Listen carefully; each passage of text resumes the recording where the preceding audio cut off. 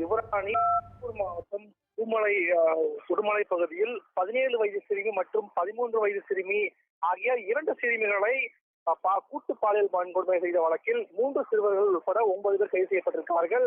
இதில் கைது செய்யப்பட்ட 3 சிறுவர்கள் கோவை லட்சுமி கூடிய அரசு கூறுநோக்கிலும் மற்ற 6 பேர் சிறையிலும் அடைக்கப்பட்டிருக்கிறார்கள். இந்த நிலையில் இந்த வழக்கில் கைதாக இருக்கக்கூடிய 17 வயது செய்தவர் நேற்று இரவு அரசு கூர்நோக்கு இல்லத்தில் தனது உயிரை மாய்த்துக் கொள்ள முயற்சி செய்திருக்கிறார். அங்கிருந்த அதாவது கை கழுவுக்கு பயன்படுத்தக்கூடிய சோப் ஆயில் சொல்லக்கூடிய அந்த கை கழுவக்கூடிய அந்த ஆயிலை எடுத்து குடித்து தற்கொலை முயற்சி செய்திருக்கிறார்.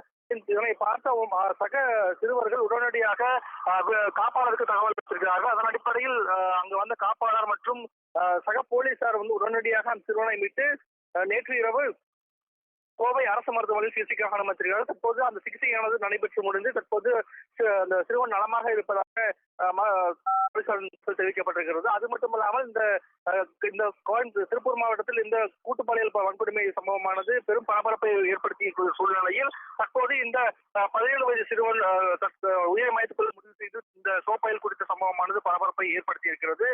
இந்த ஞாயிற்றுக்கிழமை கைது செய்யப்பட்டு அரசு கூர்நோக்கு இல்லத்தில் அடைக்கப்பட்ட சிறுவன் நேற்று இரவே அதாவது ஒரு நாள் ஆன உடனேயே அந்த தற்கொலை முயற்சி செய்திருப்பதும் ஒரு பரபரப்பை ஏற்படுத்தி இருக்கிறது. யுவராணி.